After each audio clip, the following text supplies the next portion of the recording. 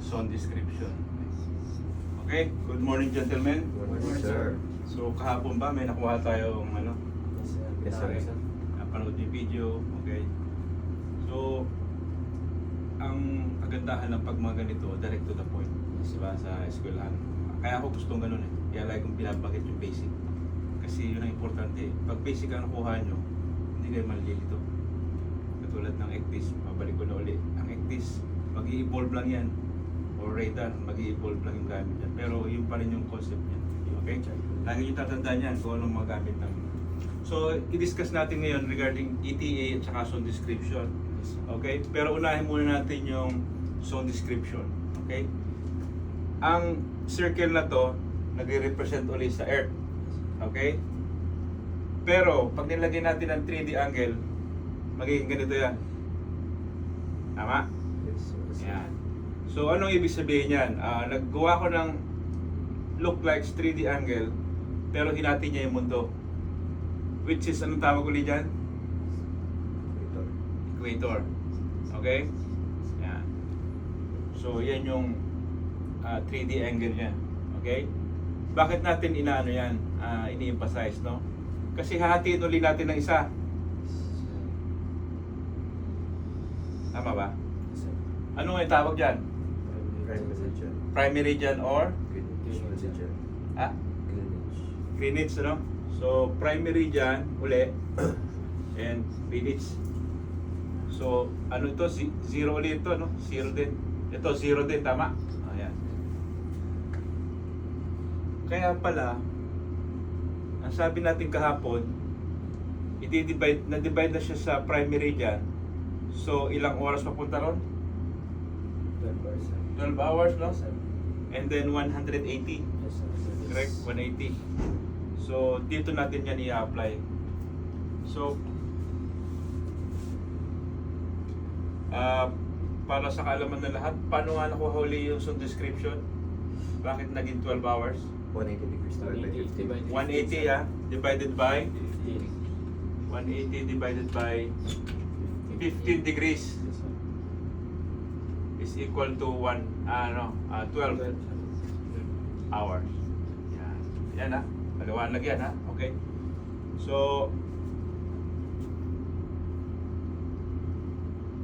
pag i-represent natin itong 12 hours sa ito, equator to. Okay? Pag ni-represent natin to, ito na yung prime meridian or yung Greenwich. Okay? Tandaan ha. Morning, sir. Tapos dinivide mo, sabi mo 12 hours, di ba? So, guguhit tayo ng ilang linya? 12. 1, 2, 3, 4, 5, 6, 7, 8, 9, 10, 11, and 12.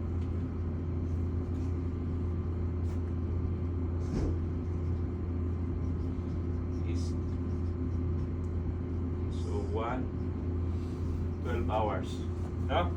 Maliwanag ha? Very clear, no? Sa kabila, ibig sabihin ganun din, no? Ito yung west, ito yung east. So, ganun din. Dito rin yung 12, dito rin yung 1, papunta rito. Papunta rito is west.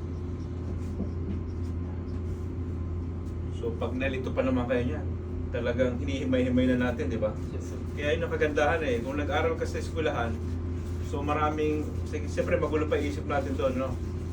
Eh ngayon, nalalaman natin, nagka-idea na kayo, meron na kayong basic sa eskwelahan, pinapattern natin ngayon para mas lalo nating hindi makalimutan. Tama?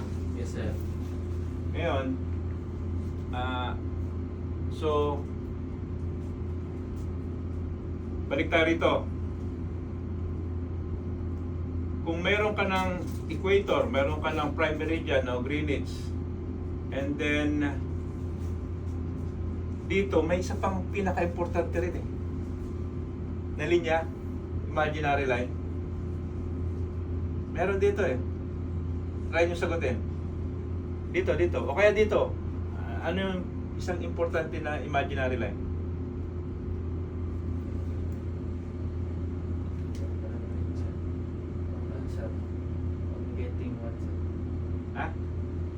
May isang imaginary line dyan na napaka-importante pa eh. Ay, yes sir, the international date line. Yun! The IDL sir. Galing. So, IDL, kung tawagin. Ang IDL pala, ayan, minsan tatanungin ka, saan mo matatagpuan ng IDL? Siyempre, hirap na hirap tayo, di ba? Pero pag sinabi natin, simple, basic, huwag ka na mag-isip. Ang IDL pala, nasa pinakadulo. Siya pala yung naghahati dun sa East or West. Kaya lang, nirepresent mo rito, kaya medyo nalilito ka. No? Ito pala siya, oh. Parang halos kung i-imagine mo, ano? Kasi nandito siya, eh, oh. Ito yung 180, di ba? Yes sir. Ito yung 180. Oh, 180 yan, oh. 180. Ay, bilog yan. Doon siya nagtagpo. Connected sir. So, ang IDL, ganito yung tsura, di ba? Para may mga ganyan-ganyan yan. Sir, the straight line sir. Di ba?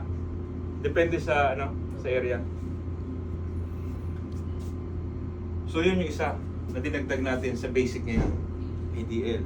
Oh, nahimayan natin to, alam nyo na yan, kahit pabalik-balik na rin kayo, walang problema. Ngayon, so description, wala na, may tanong pa? Maliwanag? Maliwanag? Yes sir. Maliwanag ba? Ha? Maliwanag na, hindi na tayo nalilito ha. Yes sir. Kahit saan pabalik-balik na rin kayo ha. Yes sir. Oh, di ba? Kung nandito ka sa gitna, lagi kang, kung nalilito ka, lagi pupunta ka sa gitna para hindi ka malito. Di ba? Halimbawa ay galing ka rito sa sa middle. So, pag galing ka rito, tapos ang next destination mo ay Manila, 8 plus 8 sir. Ayan. Magpa plus 8 ka lang. Yes sir. Kaya may plus siya lagi. Ito minus eh. Try natin mag-solve ng ETA. Okay? Alam nyo na ba yung basic formula or para hindi nyo makalimutan yung ETA? Yes sir. DST, no? Ang famous na Triangle sir. teka. Bisa gagano ka rito para makikita ba? Yes, sir. Ito? Baka hindi ah. Minsan gaganon ka para makikita lang buo yung ano. So, ito yung pinaka-famous na DST. Tama? Yes sir. Paano hatiin? Triangle sir. Triangle. Opo, distance sa taas tapos divide speed times time. So, sa akin ganito. Pi. Tayo. Pwede rin ganyan. Ayan. Laging ganyan na sa akin. Sa akin yan. Yes sir. Depende sa inyo. Okay? So, nagre-represent ang sa distance. Ito, speed. Ito, time. Tayo. Halimbawa, magbigay tayo ng sample. ETD mo is equal to September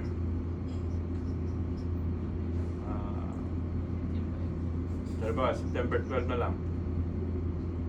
And then, ang tanong dyan, siyempre, ETA, tama? Yes sir. Okay. Pero ang distance mo, meron ka na nakuha. So, ang distance mo ay 480, halimbawa. And then may speed ka na. Basic lang to ah. Yes sir. 12 knots. And then nautical miles. Okay. May natin yan. Ilan ba yung 1 nautical miles sa meters? 1.825 sir. Ay, yes sir. Liters. Total mile to meters.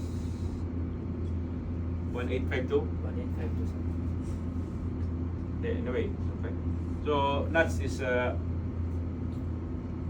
discuss din natin later. Conversion sir. Tandaan nyo, sa ETA, dito, marami laging tinatanong si Kapitan. Lalo na ikaw yung officer of the watch. Minsan tinatanong niya lagi, anong speed to use? So, kakalkulitin natin yan sa mga susunod.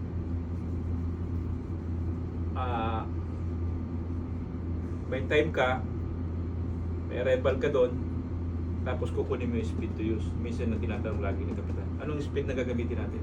Okay? O kaya, anong time ang sa ganitong speed, ano yung distance, anong time. So ito na yung ETA na. So halimbawa, 480 divided by 12 knots. Ilan yan? Pakikwenta. Calculator. So, based on the distance, so ito ay kukunin natin ang ETA, no? Yes, sir. So time, tama? Steaming time. Steaming time. Oh, steaming time pa. Yes, sir. Very important. Okay? Thank you, ha? Okay? So ilan? 1.40? 40, sir. 1.40? 40 lang. Full number, sir. Pag-aaral, sir. 480 divided by 12 Yes, is sir. 1 point? 40 lang, sir. Hindi, yung ano niya. Tingnan mo. I think pagkakalculate ko kanina, 1.66 to. 40. Sorry. Yes. 40 is, ilan to? Ano to? Steaming time, sir. Hindi pa to. Hindi steaming time yan. 40 days. Iyan na pa yan, i-break. 40 is ilan? 40 minutes. No. Of course, it's hours, di ba? Half hours, sir. Hours to. Laging hours yan. Di ba? Yes. Ngayon, anong gagawin sunod? Divide sa... Divide saan? 24. Divide saan? 24. 24, bakit? To, to calculate the number of days, sir. 40 hours. Okay, tama naman yon. Pero ito ang pinaka-technique. Nalilito kayo. Bakit 24? Basta't lumagpas ng 24, i-divide mo agad. Ganun lang ang simpleng basic. Kasi kung 23 yan, bakit ka pa magdi-divide? Kaya, sir. And then tandaan nyo lagi, hours yan. Sir. Hours yan. Huwag kayo malilito, ha. Minsan malilito kayo, pero ngayon hindi na kayo malilito. Pag lumagpas ng 24, automatic divide agad sa 24. Calculate this, sir. Kahit 24.5 yan, i-divide mo pa rin sa 24. Maliwanag? Yes, sir. Yan. So hindi tayo malilito dyan, ha. Okay? Huwag kayo malilito dyan. Ngayon, sinasabi mong steaming, hindi pa steaming yan. Ihimayin mo pa yan eh. O, 40 divided by 24. 1.66. 1.66, di ba? So ano yung 1? Days, sir. Day.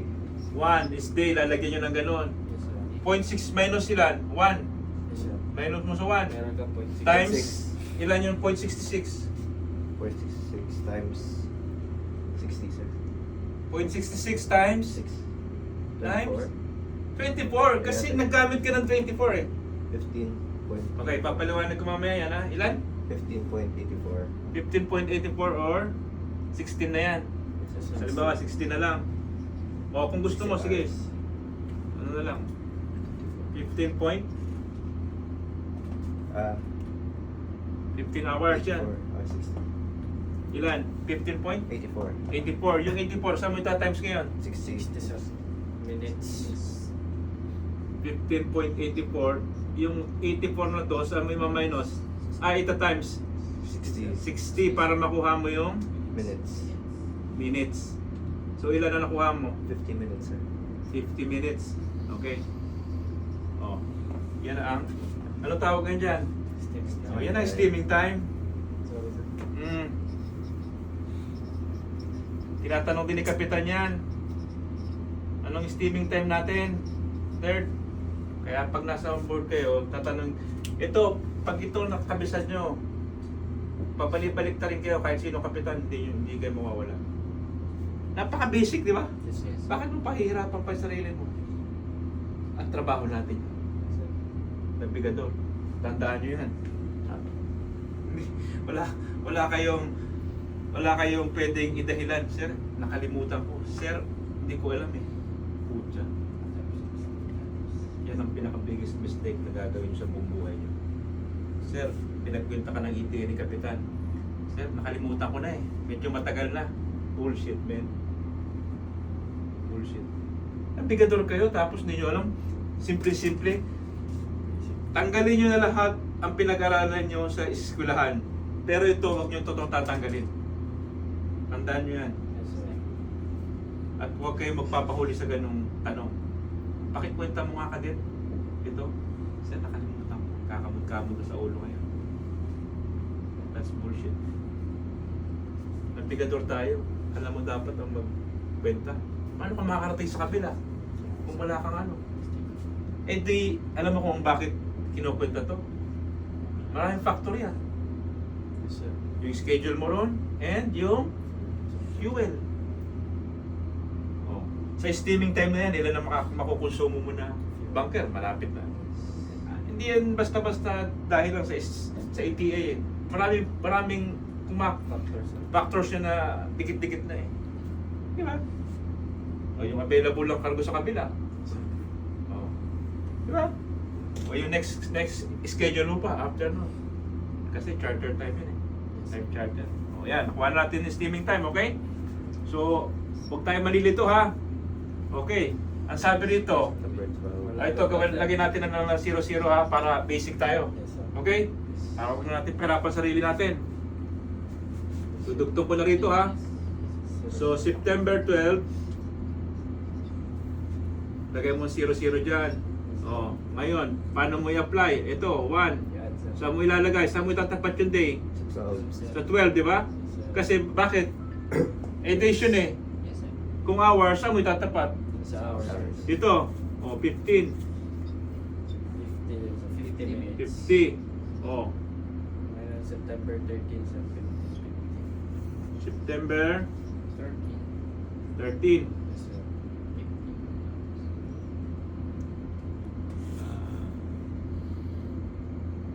15, 50. Nagkulang pa tayo rito. Lagyan na lang natin. Halimbawa, plus 6 or wag na lang yung plus 6 para medyo may konting 90 degrees east. Sige, kwenta. 90 degrees east, ilan? Halimbawa, ang pupuntahan nyo ay nasa 90 degrees east, ilan? Ilan ang zone description time? Ha? 6. Oh. 6. Equals plus 6. I-apply mo rito. Ilan? Dito. Yes. Saan? Dito, dito. Sa hours. Dito sa hour, syempre, no? O, yun ang makukuha mo. 21. September 13, 21, 13, 21 hours. 50 muna. Tapos, 2100 hours. Yes, sir. Local time? Kailangan alam mo. GMT na yan, sir. Nag-apply na ng job description, sir. Tama? Yes, sir. Sure ka? Yes, sir. UTC na yan, sir. Ano? Tama ba? Yes, sir. Na-apply na natin yung, sir. Yung local time, sir. 000 tayo, sir. Tapos may apply ng zone description. So, mga invitation na, sir. Siguro. Yes, sir. Local time na yan. UTC, sir. Ha? Time clock yan. Medyo nalito, no? Opo. Kasi mali yung ano rito eh. Dapat ito UTC. Naka-UTC na yan, sir. Kasi Ah, ko kaya convert pala. yan local time. So, UTC to. So, ito, UTC din. Tama? Yes, sir.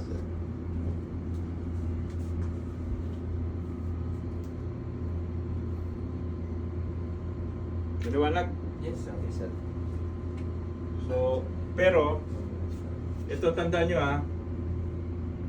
Marami ang pwedeng kunin dito. Na tatanong ni Kapitan. Dapat ready kayo lagi. Ang style niya ganito.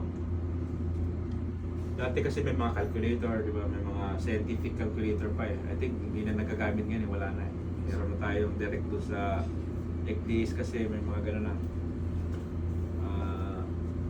Pero, pag nag-compute kayo, double check nyo lagi. Bakit? Pag nagkatalo yan, UTC man yan local time, nagkatalo. Pag nagkatalo yan sa oras, 1 hour, 2 hours, patay kayo sa pilot station.